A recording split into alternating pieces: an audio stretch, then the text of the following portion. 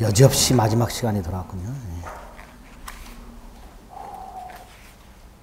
저당권 하나 남았습니다. 저당권 하고 나면 조금 쉽습니다. 계약법 나오고 그러니까.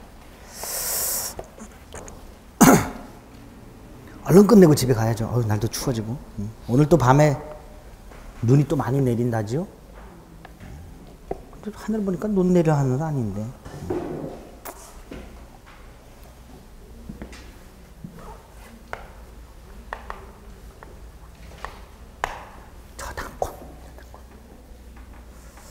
저당권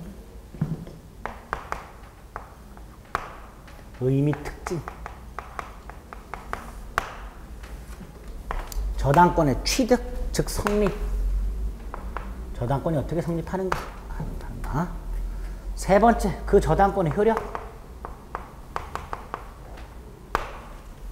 저당권 가지고 뭘 할 수 있는가 효력의 핵심이죠. 여기가 조금 복잡합니다. 그러면 저당권의 효력 중에 저당권 실행이 나와요. 저당권 실행이 뭐죠? 목적물을 경매하는 거예요. 그렇죠? 근데 이거 실행 절차와 관련해서는 우리의 직접적인 시험 범위가 아니니까 크게 신경 안 써도 되고요. 나아가 실행한 경매 대가로부터 우선 변제를 받을 수 있죠. 그렇죠? 저당권 효력 중에 우선 변제효가 있어요. 근데 우선 변제효를 판단하려면 저당권과 다른 권리와의 우열을 판단할 수 있어야 되죠. 뭐 전세권과 저당권, 가압류 채권자와 저당권, 주택 임차인과 저당권 뭐 해가지고 등등 막 등장을 하는데 이것도 나중에 경매와 관련된 거니까 크게 신경 안 써도 되고 몇 가지만 좀 나중에 보시면 됩니다. 어쨌든 저당권 효력이 좀 핵심적인 내용이 되고요. 저당권의 소멸이 나오게 됩니다. 그 다음에 특수저당권이라고 해서요. 두 개가 나옵니다. 공동저당이라는 놈 하고요. 근저당이라는 놈이 나옵니다. 네. 이런 걸로 저당권은 구성이 되어 있습니다. 내용 자체가. 자, 목차 자체는 깔끔한데 이제 효력이 좀 많이 복잡합니다. 먼저 저당권의 뜻을 한번 생각을 해보면 이렇죠. 아까도 잠깐 보셨듯이 갑이 아파트가 있고요. 이걸 은행으로부터 담보로 제공하고 돈을 빌려요. 대출. 그리고 은행은 여기다가 뭘 설정을 해요? 저당권. 자, 요렇게 은행이 설정한 아파트에 대한 저당권을 한번 생각해 보겠습니다. 저당권이란 채권자가 채무자 또는 꼭 채무자가 제공 안 해도 돼요. 만약에 갑이 담보가 없다면 아버지 부동산을 담보로 제공할 수도 있죠. 이때 아버지는 돈을 빌리는 사람이 아닙니다. 제3자예요. 이렇게 돈을 빌리는 채무자가 아님에도 불구하고 담보물을 제공하는 사람, 이 사람을 물상보증인 이렇게 불러요. 무슨 보증인? 물상보증인. 어쨌든 채권자는 채무자 또는 채무자, 만약에 채무자가 담보물이 없다면 물상보증인 제3자, 채권자는 이렇게 채무자 또는 제3자가 제공한 담보물을 점유해요, 안 해요? 채권자가 점유해요, 안 해요? 점유하지 않죠? 갑이 은행에다 아파트를 담보로 제공했을 때 갑이 그냥 살아요. 그럼 결국 저당권자는 채무자나 물상보증인이 제공한 아파트와 같은 담보물을 점유하지 아니한 채. 점유하지 아니한 채. 아까 유치권자는 유치 목적물을 어떻게 해야 돼요? 점유해야 된다. 근데 저당권자는 정반대로 점유하지 아니한 채 교환 가치만을 지배한다라고 해요. 근데 아까 교환 가치 지배를 뭐라 그랬죠? 채무자가 변제하지 않으면 목적물을 경매해서 경매 대가로부터 우선 변제를 받는 걸 교환 가치를 지배한다 그랬어요. 그렇죠? 결국 저당권이란 이렇게 말을 하게 되는 겁니다. 채무자 또는 물상보증인이 제공한 물건을 점유하지 아니한 채 그 교환 가치만을 지배하고 있다가 이걸 실행하는 거예요. 변제기에 변제가 없으면 목적물을 경매하여 경매 대가로부터 우선 변제를 받을 권리, 그걸 뭐라 한다? 저당권이라고 하는 거예요. 그래서 저당권의 개념에서 핵심이 뭐예요? 뭘 하지 않는다는 거예요? 점유를 하지 않는다는 게 저당권의 아주 큰 특징이 됩니다. 목적물을 뭐 하지 않는다? 점유하지 않는다. 그러면 이런 문제가 생겨요. 아파트를 다른 사람들이 바라봤을 때 이 아파트에 현재 누가 살고 있어요? 갑이 살고 있어요. 그렇죠? 그러니까 일반인들이 육안으로 봤을 때는 이 아파트가 은행에 담보로 제공이 되어서 은행이 저당권을 갖고 있다는 사실을 알 길이 없습니다. 그럼 거래할 때 좀 불안할 수가 있겠죠. 따라서 저당권은요, 반드시 등기 따위를 통해서 공시를 해야 돼요. 공시. 저당권자가 목적물을 뭐 하지 않기 때문에, 점유하지 않기 때문에 그 목적물에 저당권이 있다는 사실을 등기 따위를 통해서 반드시 뭐 하라? 공시하라. 이게 저당권의 첫 번째 특징이 됩니다. 그럼 여기에 연이어서 당연히 저당권의 목적물은 등기를 통하여 공시할 수 있는 물건만 저당권의 목적물이 될 수 있겠죠. 그래서 우리 민법상 저당권의 객체는 부동산에 한합니다. 뭐에 한한다고요? 부동산. 반드시 뭐 해야 되기 때문에? 등기해야 되기 때문에. 이걸 저당권에서의 공시의 원칙이라고 하게 됩니다. 서설에 보면 저당권 설정자, 즉 담보 목적물의 저당권을 설정해 주는 사람, 채무자 또는 물상보증인 이렇게 되겠죠. 그렇죠? 설정자가 누구예요? 채무자 또는 물상보증인. 이 사람과 채권자 사이에 돈을 빌려주는 계약부로서 뭐가 있게 된다? 저당권 설정 계약. 계약이 두 개가 있는 거예요. 돈을 빌려주는 계약, 금전 소비대차 계약. 그 다음에 저당권이라는 담보물을 설정하는 계약. 당연히 돈을 빌리는 계약이 주된 계약일 것이고 저당권 설정 계약은 종된 계약 이렇게 부르겠죠. 이렇게 계약을 통해 성립하게 됩니다. 특징. 담보물권의 통유성이 모두 적용되고요. 그 다음에 약정 담보물권이라고 그랬죠. 지금 계약이 두 개나 있어요. 그렇죠.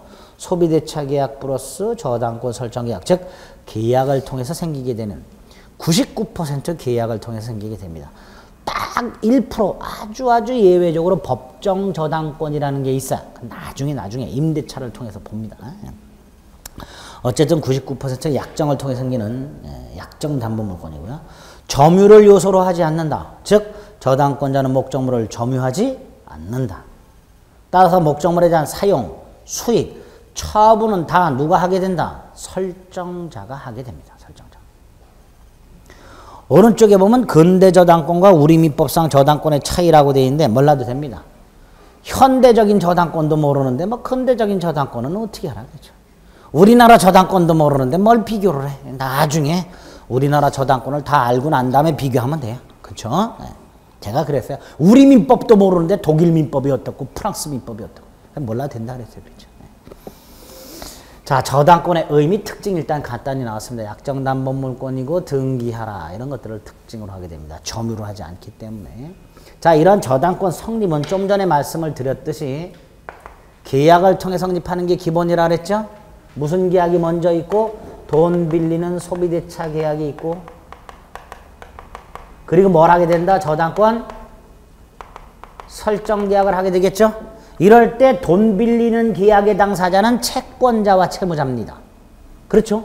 그러나 설정 계약의 당사자는 채권자와 채무자가 아니라 설정자와 채권자가 되는 거예요.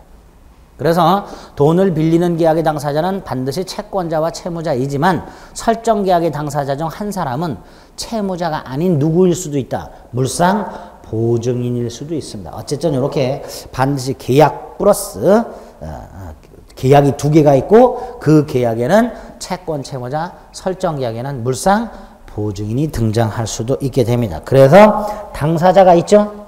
설정 계약의 당사자는 저당권 설정자, 채무자 또는 물상 보증인. 당연히 저당권자는 누구여야 돼요?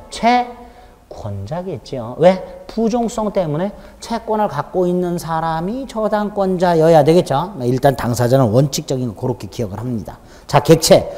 부동산이죠.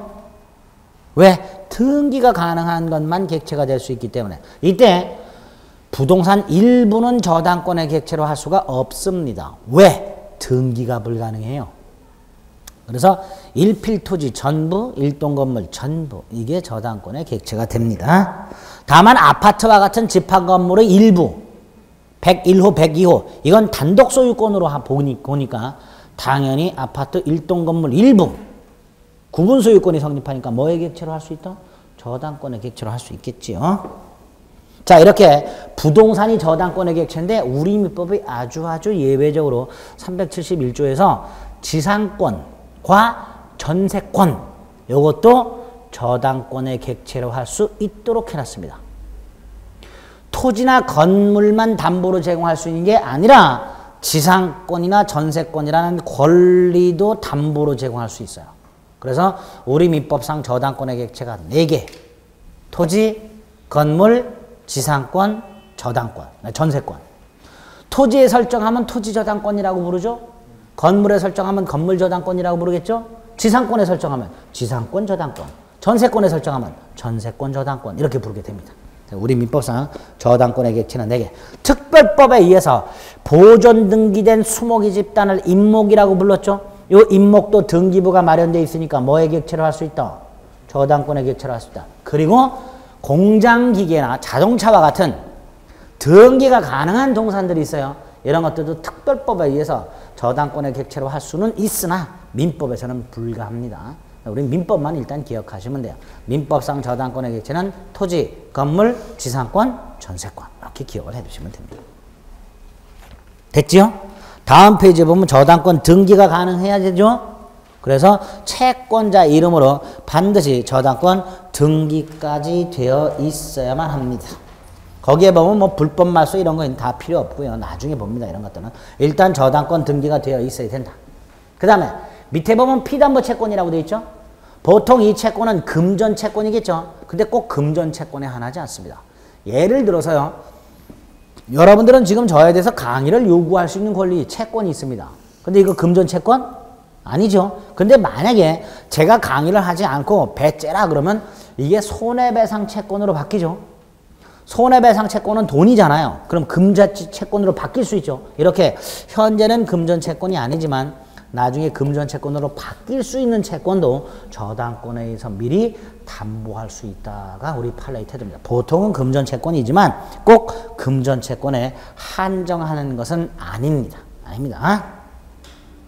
3번 채권이 100만 원짜리가 있고 300만 원짜리가 있고 700만 원짜리가 있고 자잘한 채권이 합쳤더니 한 1억대. 그럼 그 자잘한 채권을 여러 개를 묶어갖고 하나의 채권으로 만들어서 하나의 저당권으로 담보할 수도 있고요. 채권이 너무 커. 10억이야. 근데 담보는 3억밖에 안 돼. 그럼 10억 채권 중에 3억만 일단 저당권에서 담보할 수도 있고 채권 여러 개를 묶어서 하나의 저당권으로 담보할 수도 있고 채권 일부를 하나의 저당권으로 담보할 수도 있고 뭐 이런 것들이 나오게 됩니다.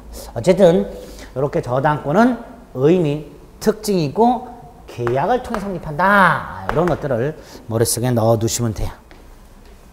여기까지는 별로 어렵지 않죠? 다 일상적이고 상식적인 내용입니다. 자, 문제가 저당권의 효력입니다. 자, 이 효력이 아주 복잡해요. 틀만 잡을 겁니다. 오늘 개념만 잡고요. 자, 저당권의 효력 중에서 첫 번째로 등장하는 게 효력의 범위의 문제가 나옵니다. 효력의 범위. 자, 이 저당권의 효력 범위라는 게 크게 두 덩어리가 있습니다. 하나가 피담보 채권의 범위고요. 또 하나가 목적물의 범위입니다. 이게 왜 문제가 되는지를 한번 보겠습니다. 자, 저당권의 본질은 채무자가 돈을 갚지 않으면 목적물을 경매하여 경매 대가로부터 우선 변제를 받는다는 거죠. 그 우선 변제를 받을 때 얼마까지 우선 변제를 받을 수 있을까? 이게 저당권자의 최대 관심사겠죠. 내가 빌려준 돈을 다 받을 수 있을까? 이자 받을 수 있을까? 연체이자 받을 수 있을까? 목적물을 경매할 때 경매법원에다가 감정평가 비용을 예탁합니다. 예납을 해요. 누가? 저당권자가. 보통 목적물을 경매 넣는 저당권자는 감정평가 비용 한 200~300만 원 정도를 내야 돼요. 경매법원에. 이것도 돌려받아야 될 거 아니에요. 그렇죠? 그런 것들이 여기에 있는 거예요. 그래서 이 피담보 채권의 범위라는 건 저당권자가 빌려준 돈을 말하는 게 아니고요. 그 범위를 말하는 게 아니고 목적물 경매 대가로부터 우선 변제 받을 수 있는 돈을 피담보 채권의 범위라고 해요. 저당권자가 나중에 목적물이 경매되었을 때 경매대가로부터 어떤 돈을 얼마까지 우선 변제받을 수 있는가가 피담보 채권의 범위가 됩니다. 보통 원본과 이자 그러면 되겠죠. 근데 저당권은 조금 달라요. 이 피담보 채권의 범위와 관해서 360조가 규정이 되어 있습니다. 자, 저당권의 효력 범위와 관해서 첫 번째 나오는 게 피담보 채권의 범위인데요. 피담보 채권의 범위란 이런 의미다. 그럼 저당권자는 경매대가로부터 무슨 돈을 얼마까지 변제받을 수 있는가? 궁금하면 몇 조를 보면 돼요? 360조를 보면 돼요. 거기에 이렇게 되어 있습니다. 원본, 이자, 이 이자가 약정이자입니다. 미약금, 채무 불이행을 이유로 하는 손해배상. 이걸 다른 말로 지연배상, 지연이자 라고 부르는데 우리가 흔히 알고 있는 연체이자를 말합니다. 자, 연체이자는요, 이자가 아닙니다. 연체이자는 뭐가 아니라고요? 이자가 아니에요. 왜? 돈을 언제부터 언제까지 빌리기로 했을 때 언제까지가 딱 끝나면 그때부터는 더 이상 약정이자가 붙는 게 아닙니다. 왜? 약정이자가 붙는 기간은 딱 정해져 있단 말이에요. 그 기간이 지났는데도 안 갚으면 뭐가 붙기 시작해요? 연체이자. 이때 연체이자는 당연히 약정이자가 아닌 손해배상이 되는 거예요. 연체이자를 연체이자라는 이름이 붙어있다 해서 이자로 착각하시면 안 됩니다. 손해배상입니다. 그리고 좀 전에 말씀드렸던 감정평가비용 낸다 그랬죠? 그런 거, 저당권 실행비용.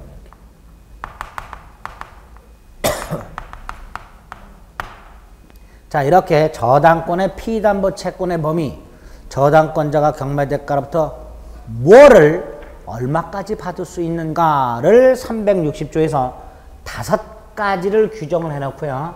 이 5가지를 열거해놨죠.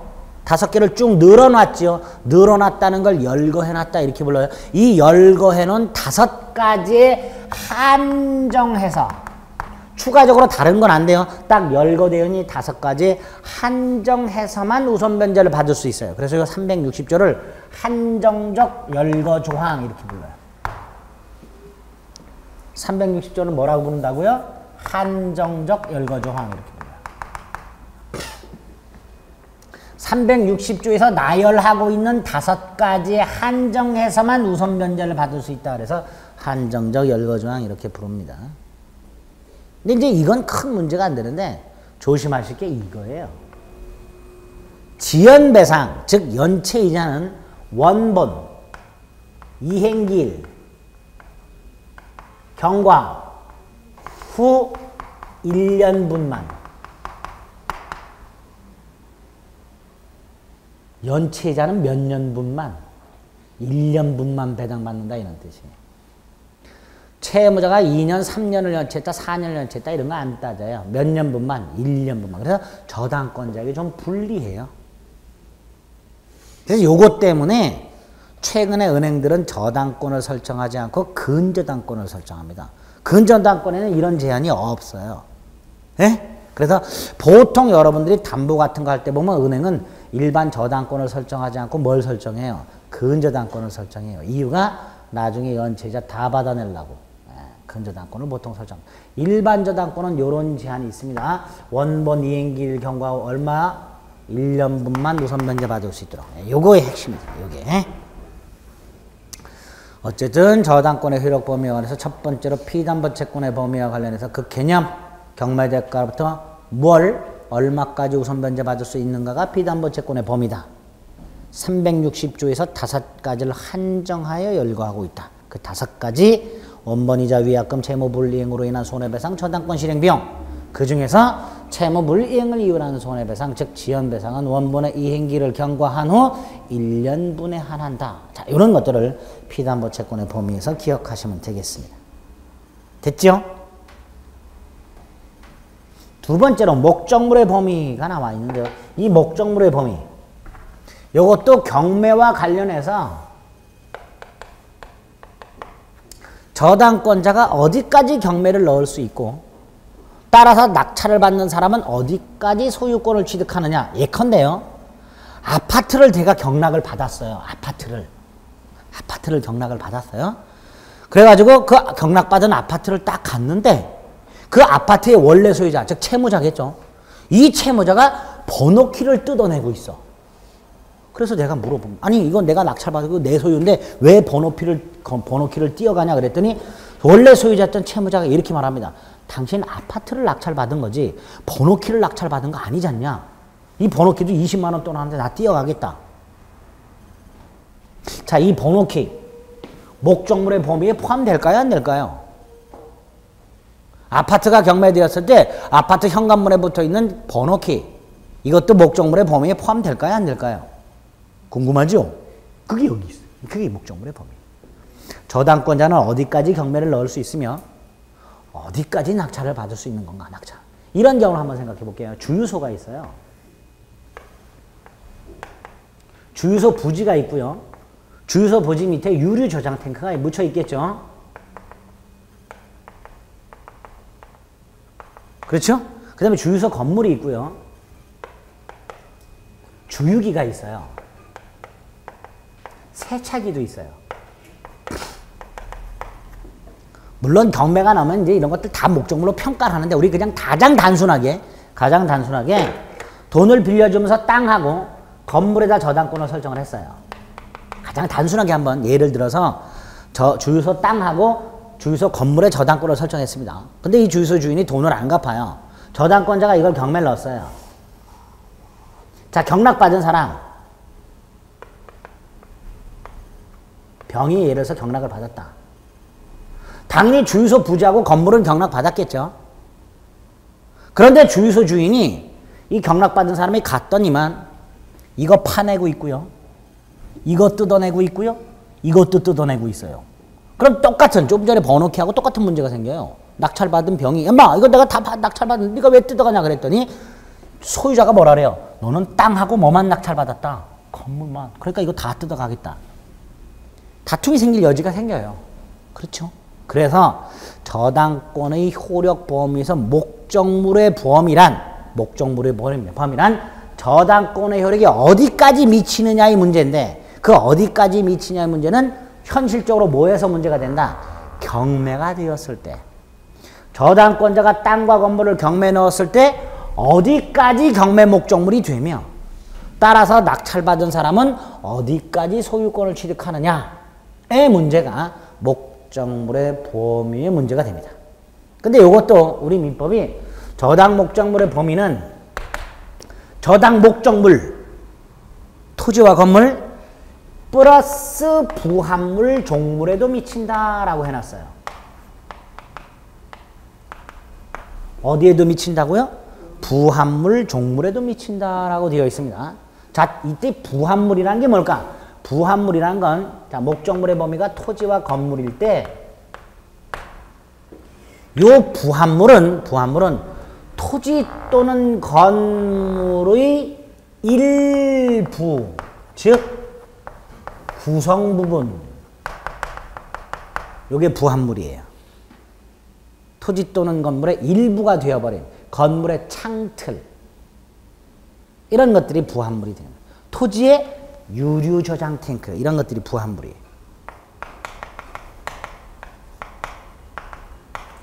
주유소 부지에 유류 저장 탱크가 묻혀 있는데 이 유류 저장 탱크 그냥 파묻지 않습니다. 화재 위험, 폭발 위험 때문에 굉장히 정밀한 공사가 필요해요. 콘크리트로 딱 때려박고 거기다가 정확하게 수평을 세워가지고 딱 채워요.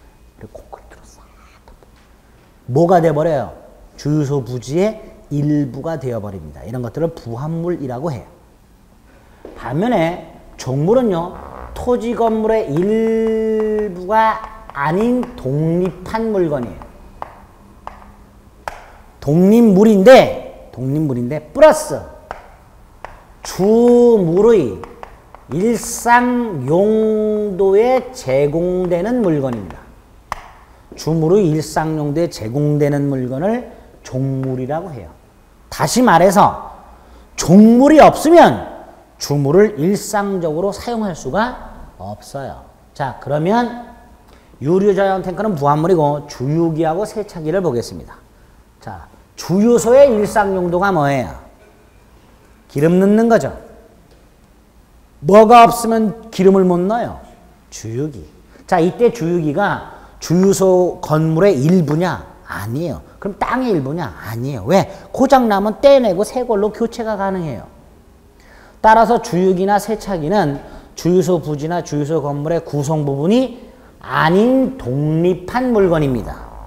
독립한 물건인데 그 중에서 주유소의 일상 용도라는 건 기름을 넣는 건데 이 일상 용도에 제공되는 건 뭐예요? 주유기예요. 그럼 요 놈만 종물이 되는 거예요. 주유소의 일상 용도가 세차예요? 아니죠. 세차기 없는 주유소도 많아요. 그럼 이 세차기는 독립물인데 일상 용도에 제공되질 않으니까 종물이 아니다라고 되는 거예요. 그럼 결국 저당권의 효력 범위 중에서 목적물의 범위란 토지 또는 건물, 즉 저당권이 설정된 목적물 플러스 부합물 종물이라고 되어 있을 때 주유소를 예를 들게 되면 주유소 부지 및 건물에 설정된 저당권의 효력은 어디에도 미친다. 부합물인 유류 저장 탱크와 종물인 주유기에 미친다. 이렇게 되는 거예요. 뭐에는 미치지 않는다? 세차기에는 미치지 않는다. 이렇게 해석이 가능한 겁니다. 그럼 아까 번호키로 돌아가 볼까요? 번호키. 자, 번호키가 아파트의 일부일까요? 독립물일까요? 번호키. 일부예요? 독립물이에요? 독립물이죠. 떼어갈 수 있고요. 예? 고장나면 새 걸로 교체 가능하잖아요. 일단 기본적으로 번호키는 아파트의 부합물이 아니다예요. 그럼 종물이에요? 아파트의 일상 용도가 열고 닫는 거예요? 아니에요. 그럼 종물도 아닙니다. 결국 뜯어갈 수 있다. 이렇게 되는 거예요. 법적으로는. 그렇게 해석을 하는 겁니다. 그래서 목적물의 범위는 부합물, 종물에 대해서도 미친다. 이렇게 기억을 해주시면 됩니다. 네? 그래서 피담보채권의 범위와 목적물의 범위가 있는데 그 목적물의 범위 1. 저당권의 효력은 담보물과 저당부동산의 부합물, 종물에도 효력이 미친다. 라고 되어 있고 부합물의 대표적인 예가 유류 저장 탱크라고 되어 있고 종물의 대표적인 예가 주유소의 주유기 뭐 이런 것들이 있게 돼요. 그렇죠? 반면에 5번을 보면요. 토지 저당권이라고 되어 있는데 농작물 이렇게 되어 있어요. 토지의 저당권이 설정되어 있는데 그 토지 위에 농작물. 농작물은 토지의 부합물도 아니고 종물도 아니고 토지 위에 건물. 역시 건물도 토지의 부합물도 아니고 종물도 아니고 따라서 토지에 설정된 저당권의 효력은 농작물이나 건물에는 효력이 미치지 않는다. 뭐 이렇게 말을 하겠죠. 그렇죠? 그렇다고 해주세요. 그렇게 기억합니다. 자, 이게 저당권의 효력에서 기억하실 첫 번째 내용이 됩니다. 두 번째가요. 거기에 보면은 뭐 우선 변제권 이런 거 있는데 나중에 보고요. 저당권과 용의권의 충돌도 나중에 보고요. 한 장을 넘기면 법정지상권이라고 되어 있어요. 법정지상권. 그 다음에 일괄경매권이라는 말이 있습니다. 이것도 개념을 좀 잡아두실 필요가 있는데요. 우리 법정지상권은 지난 시간에 간단히 봤었죠. 기본적으로 토지와 건물이 존재하고 동일한 소유자인 상태에서 어떠한 이유에서 토지와 건물의 소유자가 달라지게 되었을 때 건물 소유자가 등기 없이 취득하는 지상권을 법정상권이다 그랬어요. 그 중에서 저당권에 있는 법정상권이 있어요. 366조 법정지상권이라고. 개념만 잡습니다. 366조 법정상권. 이거 한번 했던 겁니다. 자, 토지와 건물이 존재해요. 그리고 동일한 소유자인 상태예요. 이 상태에서 어찌어찌 토지와 건물의 소유자가 달라졌어요. 뭐 을갑 이런 경우도 있고요. 을병, 병을 이런 경우도 있는데 가장 단순한 형태만 봅니다. 토지와 건물이 존재하고 동일한 소유자인 상태에서 어찌어찌 토지와 건물의 소유자가 달라졌죠? 이때 달라지는 원인, 360조의 경우에는 그 달라지는 원인이 토지 또는 건물 어느 한쪽 또는 양쪽의 저당권이 설정이 돼요. 다시 말해서 갑이 땅이나 건물을 담보로 돈을 빌리면서 땅이나 건물에다 뭘 설정한 거예요? 저당권. 근데 이 상태에서 갑이 돈을 안 갚아요. 돈을 안 갚아서 이게 실행이 돼요. 실행이 됐다는 건 토지나 건물이 경매가 됐다는 거죠. 그 결과 소유자가 달라져요. 그럴 때 이 건물 소유자가 취득하는 지상권이 366조 법정상권입니다. 366조 법정지상권이 인정이 되려면 반드시 저당권이 설정이 되었다가 이게 실행이 됨으로써 소유자가 달라져야 돼요. 나아가 저당권이 설정이 될 때 토지와 건물이 모두 존재하고 소유자가 같아야 돼. 그래야만 366조 법정상권이 인정이 됩니다. 그럼 이런 경우를 한번 생각해 볼게요. 갑소유 땅이 있어요. 이 갑이 담보로 제공하고 돈을 빌려요. 자, 을의 저당권이 떡하니 설정이 됐어요. 그럴 수 있죠. 이 상태에서 얘가 건물을 지어요. 지을 수 있죠. 갑소유 건물이 됐어요. 자, 이때 을의 토지 저당권의 효력이 건물에도 그 효력이 미쳐요? 안 미쳐요? 안 미친다 그랬죠. 토지 위의 건물은 토지의 부합물도 아니고 종물도 아니라 그랬어요. 따라서 토지 저당권의 효력은 건물에는 미치질 않아요. 건물에 미치지 않는다는 것은 나중에 을이 돈을 못 갚으면 뭐만 경매를 넣어요? 토지만 경매를 넣어요. 그래서 토지가 병이 경락을 받았어요. 그럼 잘 보세요. 저당권이 실행이 돼요. 토지와 건물의 소유자가 달라졌죠. 이럴 때 이 건물 소유자인 갑을 위한 366조 법정상권이 인정될까요? 안 될까요? 요 갑. 분명히 지금 토지 소유권은 병에게 넘어갔죠. 건물 소유권은 여전히 누구한테 있어요? 갑. 이 갑에게 366조 법정 지상권이 인정될까요? 안 될까요? 안 돼요. 왜 안 돼? 366조 법정상권이 인정이 되려면 저당권이 설정될 때 이미 토지와 건물이 모두 존재하고 소유자가 같았어야 된다 그랬어요. 그렇죠? 이게 366조 요건이에요. 근데 지금 이 경우에는 저당권이 설정이 될 때 아예 건물이 없었어요. 그렇죠? 결국 이거는 저당권이 설정이 된 후에 건물이 신축이 됐단 말이에요.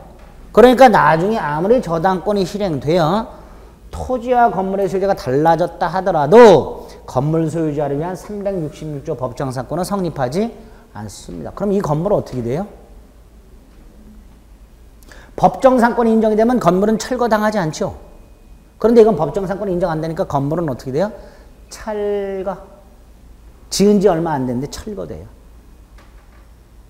방법이 없습니다. 뭐 된다고요, 건물? 철거. 그래서 제가 지은 지 얼마 안 된 건물 때려보시는 것도 봤어요. 네, 많아요. 억울하죠? 뭐 그래? 왜 건물을 져? 나중에 저당권이 생겨서 토지가 경매될 수도 있는데 무리해서 돈 빌려가고 건물 짓는 경우 생겨요. 네? 땅을 담보로 돈을 빌려가지고 무리해서 건물을 짓는 경우가 생긴단 말이에요. 돈 못 갚죠? 토지만 경매되는 거예요. 그럼 건물은 어떻게 돼요? 철거돼요. 아깝죠? 아깝죠? 비용 그런 거 생각하지 마시고요. 네. 비용 지가 들여야죠. 자기 비용은. 아깝죠? 이래서 등장하는 게 365조 일괄경매권입니다. 토지 저당권자의 일괄경매권이라는 게 있어요. 일괄경매권이라는 게 뭘까요? 토지 저당권자는 뭐까지도 경매를 넣을 수 있다. 건물까지도 일괄해서 경매를 넣을 수 있다. 그게 365조 일괄경매권입니다. 분명히 토지 저당권의 효력은 건물에 미쳐요, 안 미쳐요? 안 미침에도 불구하고 토지 저당권자는 뭐까지도 경매를 넣을 수 있도록 건물까지도 경매를 넣을 수 있도록 권리를 부여하고 있는 게 토지 저당권자의 일괄 경매권입니다. 좀 전에 말씀드렸듯이 이 건물을 위한 법정상권이 인정이 안 되니까 나중에 토지만 경매를 넣어서 토지의 소유자가 달라지게 되면 건물은 철거가 되는데 너무 아깝더란 말이지. 그래서 토지 저당권자로 하여금 건물까지도 일괄 경매할 수 있는 길을 열어주는 거예요. 물론 이건 권리이기 때문에 의무는 아니기 때문에 설령 건물 토지 저당권자가 토지만을 경매를 넣어요. 상관없어요. 권리예요. 실제로 이런 판례가 있어요. 토지 저당권자가 건물을 일괄 경매하지 아니한 채 토지만을 경매를 넣어서 그 저당권자가 토지를 낙찰받은 다음 건물 철거를 요구하는 것은 신의 성실의 원칙에 반하지 않는다. 철거해라. 이런 판례가 있어요. 그러니까 이 일괄 경매권은 토지 저당권자에게 인정되는 권리이지 의무는 아니라는 거. 어쨌든 일괄 경매권이라는 권리를 우리 민법이 부여하고 있습니다. 그렇죠? 자, 이렇게 법정상권과 일괄 경매권 이런 게 저당권의 효력에서 기억을 하셔야 될 내용입니다. 개념만 기억하세요. 개념만. 네 번째로 저당권 침해. 저당부동산 제3취득자랍니다.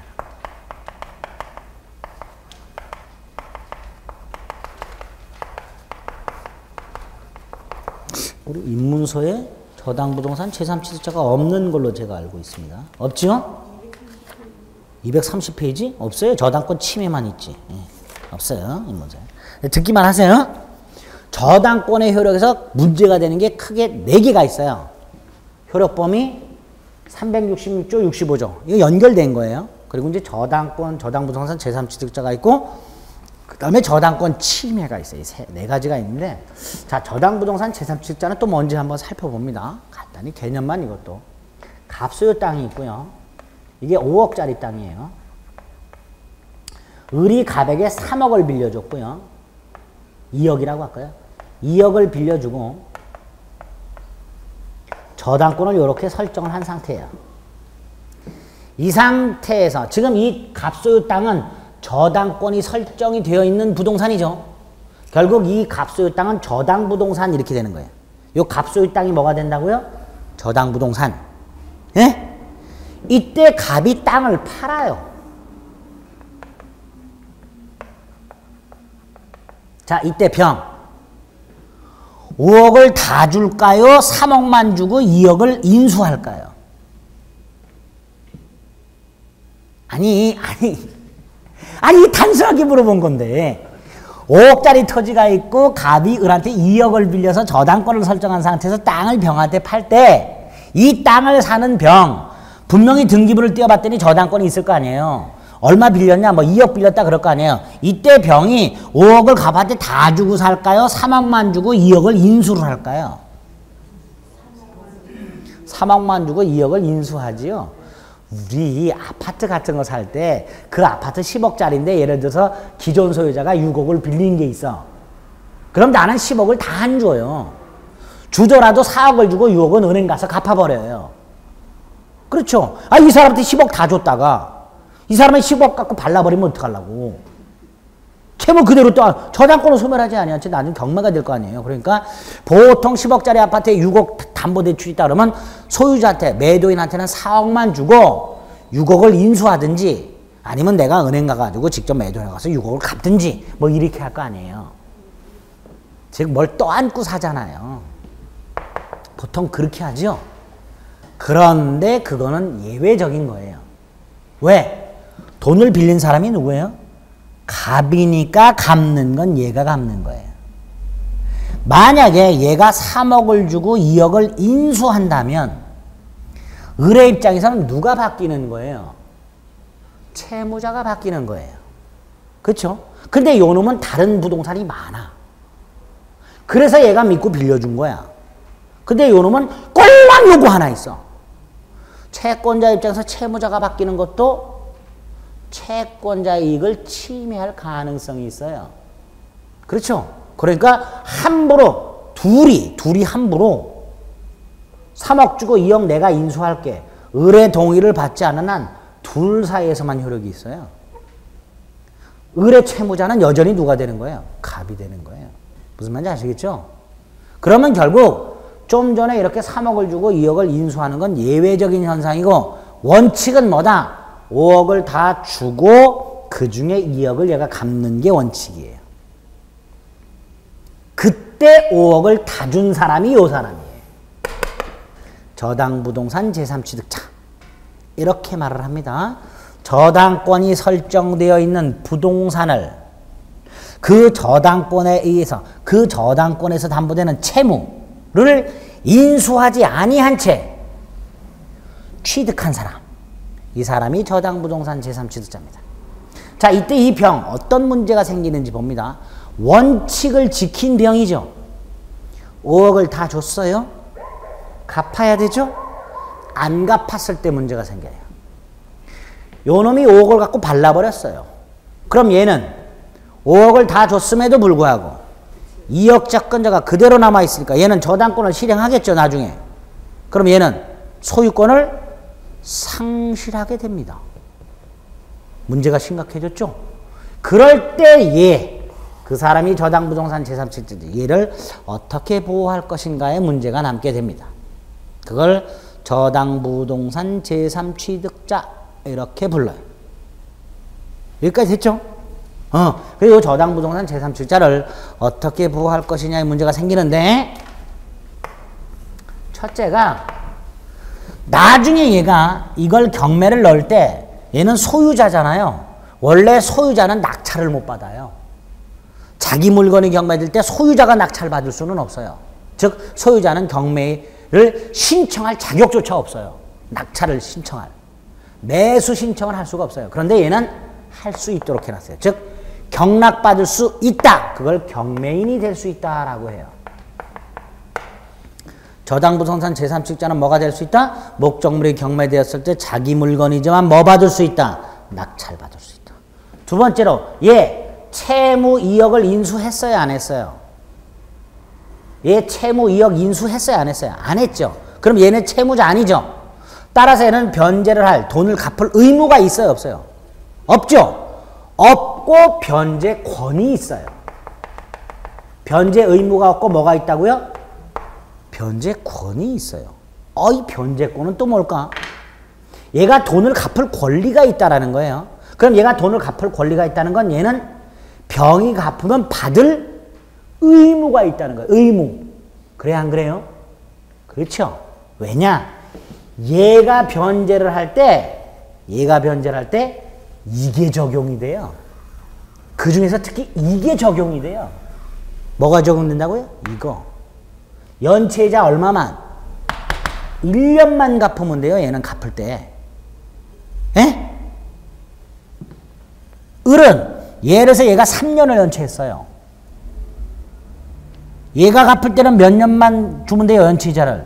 1년 반. 얘 안 받으려고 그럴 거 아니에요? 그래, 안 그래요? 받아야 돼요. 변제 의무가 있어. 받을 의무가. 그래서 요 놈의 권리가 뭐가 되는 거예요? 변제권. 채무자가 아님에도 불구하고 변제할 뭐가 있다? 권리가 있다. 대신 갚을 권리가 있다. 그럼 얘는 받아야 한다. 받았죠? 대신 갚았죠? 값을 찾아내서 내가 네 대신 갚은 돈 내놔 라고 할 수 있어야 되죠. 그걸 구상권이라고 해요. 뭐라고 한다고요? 구상권. 대신 갚은 돈 내놔. 이렇게. 그래서 제3취득자 두 번째, 변제권 및 뭐가 있다? 구상권이 있다. 세 번째, 결국은 경매가 됐어요. 소유권 상실했죠. 이럴 때 경매 대가가 있을 거 아닙니까? 그 경매 대가로부터 얘는 이 목적물에 지출한 비용 같은 게 있을 수 있죠. 예컨대 이게 땅이 아니라 건물이다. 땅인 경우도 마찬가지예요. 얘가 소유권을 취득해서 이 땅을 개간을 했다. 비용 들어갔죠. 그 비용을 요 경매 대가로부터 가장 먼저 배당을 받아요. 제3취득자가 뭐를 가장 먼저 배당받는다고요? 비용. 목적물에 지출한 비용. 그래서 비용에 대한 최우선 변제권이 있어요.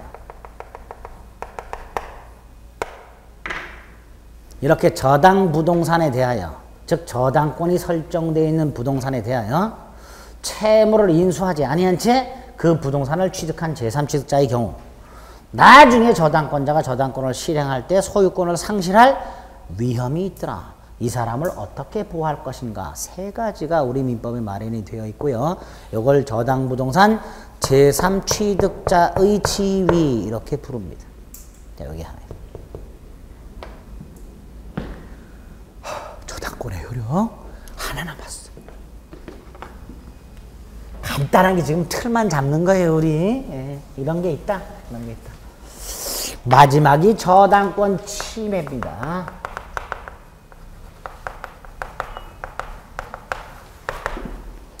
자, 아까 보존 등기된 수목의 집단을 임목이라고 부르게 되고 거기다 저당권 설정할 수 있다 그랬죠. 자, 그런 경우를 한번 생각해 볼게요. 갑소유 토지 위에 나무가 5그루가 있어요. 이 전체를 묶어서 보존 등기를 했어요. 임목이 됐어요. 저당권의 객체를 할 수 있죠. 땅값보다 훨씬 비싸. 우리나라 뭐 문화재 같은 거 보관할 때 쓰는 금강송 생각하세요. 한 그루당 몇 억씩 하죠. 자, 이 나무가 각각 한 그루당 1억의 가치가 있어. 그럼 총 몇 억의 가치가 있어요? 5억. 그래서 갑이라는 자가 임목 등기를 한 수목이 있던 땅은 그대로 두고 땅은 값어치가 얼마 안 돼. 저기 시골에 이제 뭐 평당 300원 막 이래. 그럼 땅은 담보 가치가 없고 나무가 비싸. 그래서 보존 등기에서 요걸 담보로 돈을 빌렸어. 저당권을 설정했어요. 각각 1억의 가치가 있어. 전체 얼마의 가치가 있어? 5억. 을이 얼마를 빌려줬냐? 3억을 빌려줬어요. 나중에 갑이 돈을 안 갚으면 을은 이 임목을 경매에 넣어서 자신 채권을 회수하겠죠. 그런데 이 상태에서 누가 나무를 잘라버려. 그럼 5억 담보 가치가 얼마로 줄어들어? 4억으로 줄어들죠. 요 담보 가치가 감소하게 되는 걸 저당권 침해라고 해요. 저당권 침해란 저당권자를 누가 두드려 패는 게 아니라 저당 목적물에 뭐가 감소하는 거? 담보 가치가 감소하는 걸 저당권 침해라고 합니다. 당연히 저당권자에게 이 침해에 대해서 구제할 수 있는 수단이 있어야 되죠. 저당권자를 보호하는 수단이 있어야 돼요. 가장 먼저 뭐예요? 누가 만약에 나무를 뽑아내거나 자르려고 한다 그러면 자르지 마, 뽑지 마 라고 할 수 있는 권리가 있어야 되죠. 저당권에 터잡은 물권적 청구권. 뭐가 있다고요? 물권적 청구권.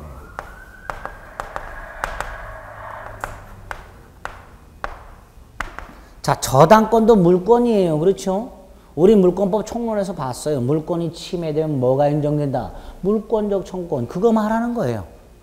우리 이렇게 봤더니 갑이란 놈이 나무를 뽑아내고 있어. 뽑지 마, 이 자식아. 그게 이거예요. 할 수 있을까 없을까? 있다. 두 번째로 나무를 세 그루를 뽑을 때까지 못 봤어, 얘가. 딱 까봤더니 몇 그루 남아있어? 2그루 딸랑 남아있어. 담보 가치가 얼마예요? 2억. 근데 을이 받을 돈은 얼마야? 3억. 잔존가치, 채권. 잔존가치만으로 채권을 만족시킬 수 있어요, 없어요? 없지요. 저당권자의 손해입니다, 이게. 이걸 저당권자의 뭐라고 해요? 손해. 만약에 한 그루만 뽑았어. 그럼 얼마 남았어? 4억. 받을 돈은 얼마? 3억. 아직 손해는 없어요. 그래서 저당권자의 손해라는 건 저당권이 침해돼요. 즉 담보가치가 감소가 돼요. 잔존가치가 채권을 전부 만족시킬 수 없는 상태를 손해라고 하게 되고 이런 손해가 생기면 손해배상을 청구할 수 있어요. 손해가 생기면 뭘 청구할 수 있다? 손해배상 청구. 세 번째로 이렇게 할 수도 있어요. 가봤더니 2그루가 뽑혀 있어. 그럼 이렇게 말해요. 갑한테. 야, 네가 뽑아서 팔아먹은 요 나무하고 똑같은 값어치가 있는 나무를 갖다 새로 심어라. 라고 할 수 있습니다. 이걸 담보물 보충 청구권 이렇게 불러요.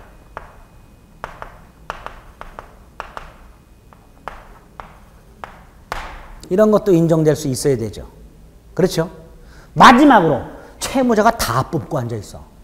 의뢰 입장에서는 이 채무자가 돈을 갚겠다는 걸 믿을 수가 있어요? 없어요? 없지요.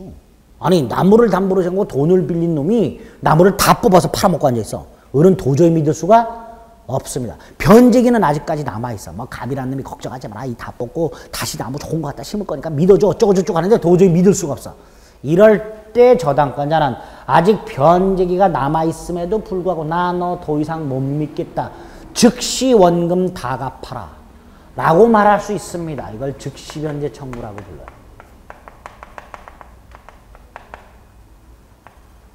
네 가지. 담보 가치가 감소하는 저당권 침해 상태가 있을 때 저당권자는 물권적 청구권, 손해배상 청구권, 담보물 보충 청구권, 즉시 변제 청구권 요따구 권리를 행사할 수 있다. 이걸 저당권 침해의 구제수단 이렇게 부릅니다. 그게 마지막 230페이지에 나와 있습니다. 저당권 침해 시 구제수단. 됐지요? 여기까지가 여러분들이 저당권의 효력에서 머릿속에 살포시 담아두셔야 될 기본적인 틀이 됩니다. 저당권의 핵심이에요. 저당권의 효력. 저당권의 효력 범위, 피담보 채권의 범위, 목적물의 범위. 그렇죠? 효력 범위.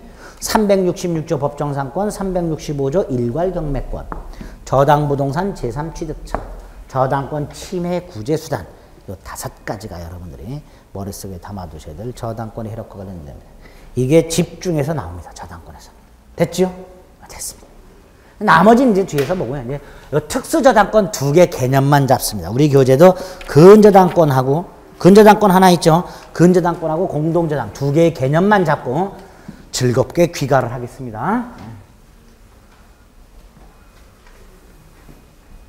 먼저 공동저당.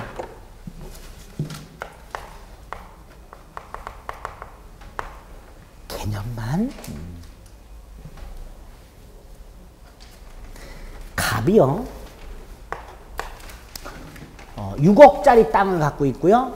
9억짜리 건물을 갖고 있어요. 6억짜리 땅과 9억짜리 건물을 갖고 있어요. 토탈 얼마예요? 15억이에요. 그런데 을로부터 12억을 빌려요.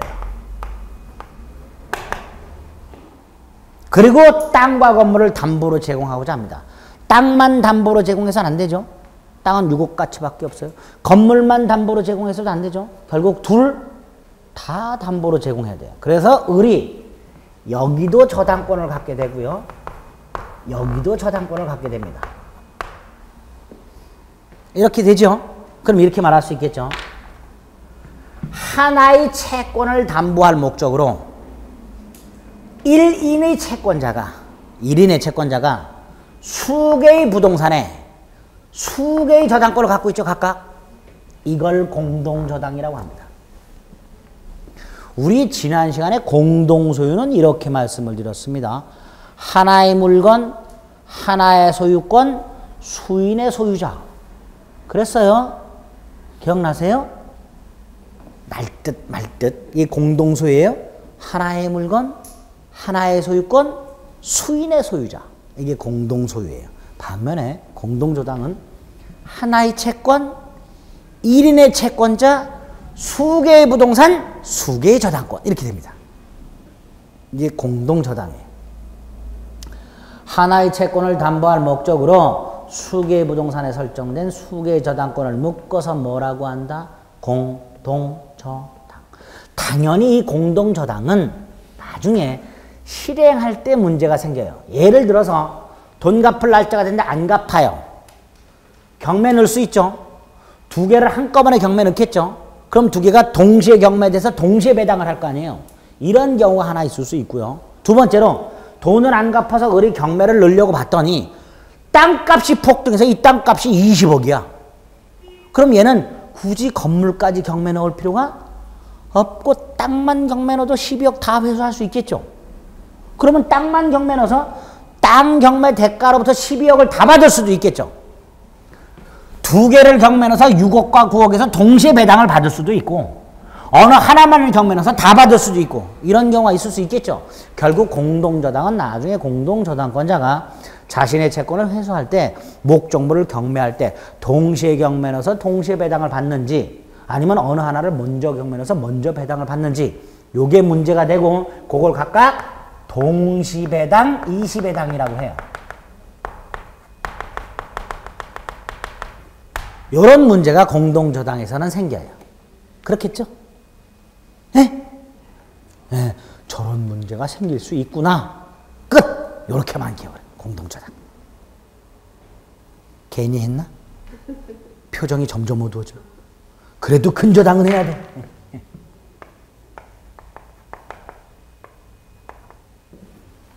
자, 이제 마지막 근저당을 한번 봅니다. 갑과 을이 계약을 이렇게 했어요. 을이 갑한테 물건을 3개월간 외상 공급하기로. 이런 외상 공급 계약 많이 하죠. 근데 이 3개월 동안 공급해야 될 물건의 가격을 계산해 봤더니 굉장히 비싸. 막 몇 억씩이야. 얘는 나중에 외상 물건 값 못 받을 수도 있죠. 그러니까 갑과 물건을 이렇게 3개월간 외상 공급하기로 하면서 갑을 못 믿어. 못 믿으니까 담보를 요구해요.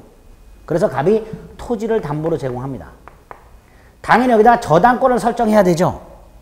저당권을 설정해야 되는데 채권액이 확정이 안 돼 있어요. 그렇죠? 3개월간 공급해야 될 액수가 얼마인지 안 정해져 있잖아요. 결국 을이 갖게 되는 채권은 언제부터 언제까지 물건을 공급하기라는 계속적 거래 계약.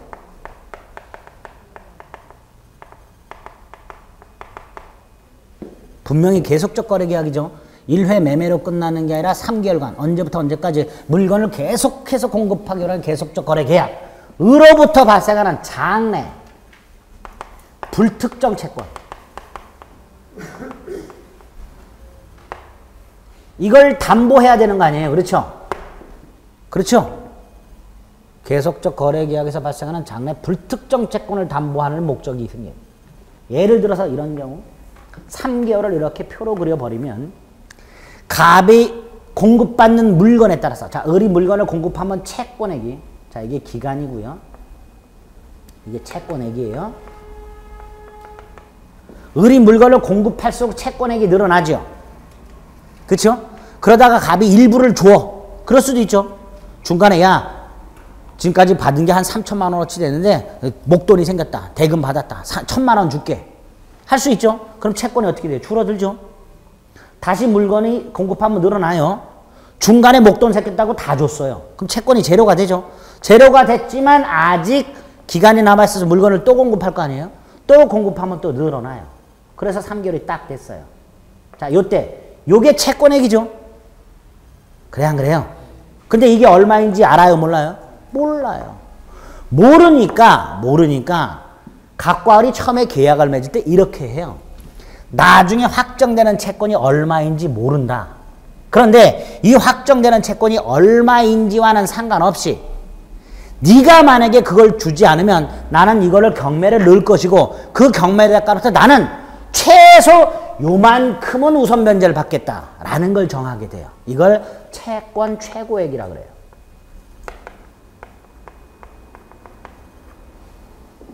즉 우선 변제를 받을 수 있는 한도를 정해요.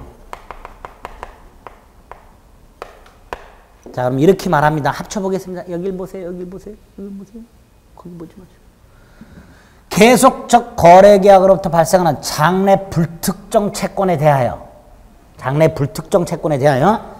결산기에 일정액 즉 우선 변제받을 수 있는 한도를 정하여 설정하는 저당권.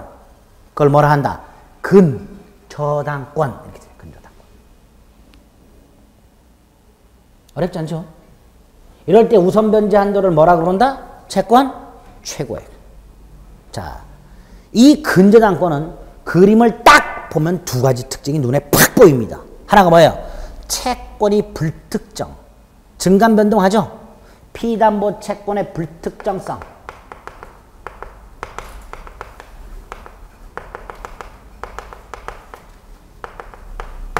이렇게 되죠. 예? 또 하나가 요거. 여기 보세요. 여기. 채권이 얼마예요, 요거? 채권이 얼마예요? 여기는 채권액이 제로죠. 즉 채권이 소멸했죠. 그러면 부정성에서 뭐도 소멸해야 돼요? 담보물권도 소멸해야 되죠. 아까 부정성이 뭐라 그랬어요? 채권이 소멸하면 담보물권도 소멸한다 그랬잖아요. 그럼 채권 소멸했잖아요. 그럼 담보물권인 근저당권 소멸해야죠. 안 해. 소멸 안 해. 왜? 앞으로 더 물건을 공급할 예정이니까 근저당권 소멸시키면 돼요? 안 돼요? 안 돼요. 그러니까 채권이 일시 소멸했다 하더라도 근저당권은 소멸하지 않는다. 부종성의 예외. 이렇게. 뭐의 예외?